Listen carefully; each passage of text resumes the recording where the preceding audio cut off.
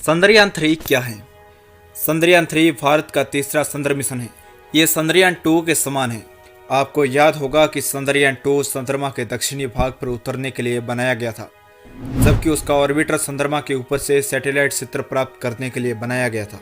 लेकिन मिशन चंद्रयान-2 की योजना बनाने वाले संगठन इसरो ने चंद्रमा से 2 किलोमीटर दूर रहते हुए अपने लैंडर के साथ संपर्क खो दिया।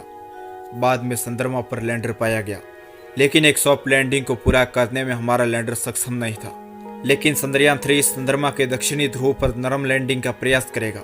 इसरो इस मिशन के लिए जाक्सा नामक एक जापानी एजेंसी के साथ काम कर रहा है। चंद्रयान-2 और चंद्रयान-3 के बीच सबसे बड़ा अंतर यह है कि चंद्रयान-3 में ऑर्बिटर नहीं है, क्योंकि इसरो ने जो ऑर्बिटर चंद्रयान-2 के साथ भेजा था वो अभी तक अच्छी तरह से काम कर रहा है और आने वाले अगले 7 सालों तक ये ऑर्बिटर ऐसे ही काम करेगा। इसरो इस मिशन के लिए एक नया रोवर और लैंडर बनाएगा। इस मिशन को 2021 के शुरुआत में चंद्रमा पर उतारा जाएगा। अब हम बात करेंगे चंद्रमा पर कैसे भेजा जाएगा चंद्रयान-3 को। चंद्रयान-3 में ज़्यादातर प्रोग्राम पहले से ही ऑटोमेटेड है। इसमें सैकड़ों सेंसर्स लगे होंगे जो ये काम बखूबी करने में मदद करेंगे। लैंडर के लैंडिंग के वक्त ऊंचाई, लैंडिंग की जगह, गति क्या होगी, पत्थरों से लैंडर को दूर रखने में आदि कठिनाइयों का सामना करने के लिए इसमें हजारों सेंसर्स लगे होंगे। चंद्रयान-3 को जब लॉन्च किया जाएगा उस दिन वह अपने कंधे पर 100 करोड़ भारतीयों की उम्मीद लिए इसरो के बाहुबली सेंटर से उड़ान भरेगा। उड़ान भरने के ठीक 16 मिनट बाद चंद्रयान-3 को पृथ्वी की कक्षा में सुरक्षित रूप से स्थापित कर दिया जाएगा। चंद्रयान-3 की लॉन्चिंग के बाद ये मिशन 16 दिनों तक धरती के चारों तरफ चक्कर काटता रहेगा। चंद्रयान-3 को सबसे पहले एक अंडाकार आकार में स्थापित किया जाएगा, जैसा कि आप वीडियो में देख पा रहे होंगे। अंडाकार आकार के बाद चंद्रयान-3 जब धरती के पूर्वी दिशा में आएगा तब उसकी धरती से दूरी मात्र 170 किलोमीटर होगी, जबकि वही चंद्रयान धरती के दूसरी तरफ यानी पश्चिमी दिशा में जाते ही उसकी दूरी 39,120 किलोमीटर हो जाएगी। ये गगनयान इसी तरह से धरती के चारों तरफ चक्कर काटेगा, जैसा हम आपको इस वीडियो में दिखा रहे हैं। चलिए हम आपको एक उदाहरण से समझाते हैं। चंद्रयान-3 जैसे ही पृथ्वी की कक्षा से बाहर चला जाएगा तब वह धरती के चारों तरफ चक्कर काटने लगेगा, यानी कि पॉइंट ए से चंद्रयान चक्कर काटना शुरू करेगा। लेकिन जब चंद्रयान-3 दोबारा वापस पॉइंट ए पे आएगा तब इसरो के वैज्ञानिक इसके इंजन को फिर से कुछ समय के लिए चालू करेंगे, ताकि वो धीरे धीरे धरती से दूर और चंद्रमा के नजदीक जा सके। आप वीडियो में देख पा रहे होंगे कि चंद्रयान-3 अपना चक्कर कैसे पूरा करता है। आप देख पा रहे होंगे कि वह धरती के ए बिंदु पर तो वह आ रहा है, लेकिन बिंदु बी पर वह धरती से दूर जाता दिख रहा है। यही प्रक्रिया हमारा चंद्रयान-3 16 दिनों तक करेगा। उसके बाद में चंद्रयान-3 धरती की कक्षा से बाहर चला जाएगा और बिना किसी रुकावट के वो सीधा चंद्रमा की कक्षा में स्थापित हो जाएगा।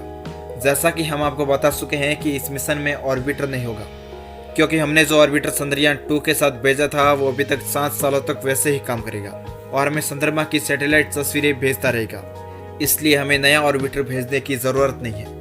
उसके बाद में हमारा चंद्रयान-3 चंद्रमा से 35 किलोमीटर ऊपर जाएगा। बाद में चंद्रयान-3 को चंद्रमा के दक्षिणी ध्रुव पे ले जाया जाएगा।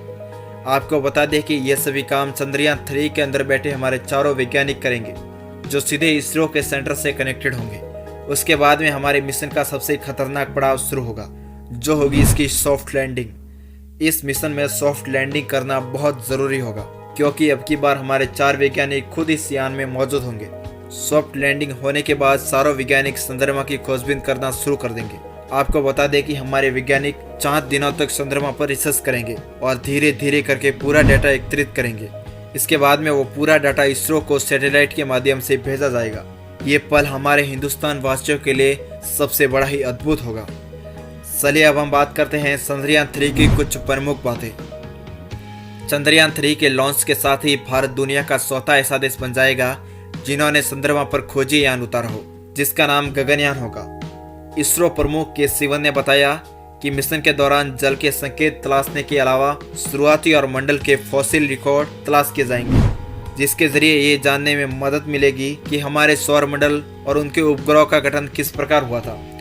इसके अलावा इस मिशन के बाद भारतीय कमर्शियल उपग्रह और ऑर्बिटिंग की डील हासिल कर पाएगा, यानी भारत अंतरिक्ष के क्षेत्र में अपनी क्षमता साबित कर सकेगा, जिसकी मदद से हम भी अन्य देशों की तरह उपग्रह को अंतरिक्ष में भेजने में सक्षम हो पाएंगे। विशेषज्ञों के मुताबिक इस मिशन से मिलने वाला जियो स्टैटिक फायदा भले ही ज़्यादा नहीं है, लेकिन भारत का कम खर्च वाला ये मॉडल दूसरे देशों को जरूर आकर्षित करेगा। भारत का चंद्रयान 3 मिशन इसरो सेंटर से रवाना होने के बाद यह चंद्रमा के दक्षिणी ध्रुव के करीब लैंडिंग करेगा। इस जगह पर इससे पहले किसी भी देश का कोई यान नहीं पहुंचा है। ज्यादातर चंद्रयानों की लैंडिंग उत्तरी गोलार्ध में भूमध्य रेखा के क्षेत्र में हुई है। भारतीय अंतरिक्ष अनुसंधान संगठन इसरो की ओर से एक अधिकारी ने चंद्रमा के दक्षिणी ध्रुव के करीब स्थान खोजा है। उनके मुताबिक चंद्रयान 3 इसी स्थान पर लैंडिंग करेगा। इस बार हम एक ऐसे स्थान पर जा रहे हैं जहां पर पहले आज तक कोई नहीं जा पाया है। चलिए अब हम बात करते हैं चंद्रयान 2 के खर्च के बारे में। हम आपको बता दें कि चंद्रयान 3 पर 250 करोड़ रुपए का खर्च आया है। एक संवाददाता सम्मेलन में इसरो प्रमुख के सिवन ने कहा है कि तीसरे चंद्रयान मिशन से संबंधित सभी गतिविधियां सुचारू रूप से चल रही हैं। इसके पहले चरण में लैंडर और रोवर का प्रोपल्शन मॉड्यूल होगा। परियोजना की लागत पर सिवन ने कहा है कि इस मिशन पर 250 करोड़ रुपए का खर्च आएगा। उन्होंने कहा है कि चंद्रयान 3 का प्रक्षेपण अगले साल तक के लिए टल सकता है। बता दें कि इससे पहले केंद्रीय मंत्री जितेंद्र सिंह ने कहा था कि भारत 2020 में चंद्रयान 3 का प्रक्षेपण करेगा, लेकिन कोरोना के चलते इसमें कुछ देरी होना तय था। अब यह मिशन 2021 के शुरुआती महीनों में उड़ान भरेगा। तो दोस्तों, आपने इस वीडियो में जाना कि चंद्रयान 3 क्या है और कैसे चंद्रमा पे पहुंचेगा चंद्रयान यानी गगनयान। इसके साथ ही हमने आपको बताया कि चंद्रयान 3 से भारत को क्या फायदा होगा और कितना खर्चा आया चंद्रयान 3 बनाने में। तो दोस्तों, आज के वीडियो में इतना ही। ऐसे ही और भी नॉलेजेबल वीडियो देखने के लिए अभी हमारे चैनल को सब्सक्राइब करें।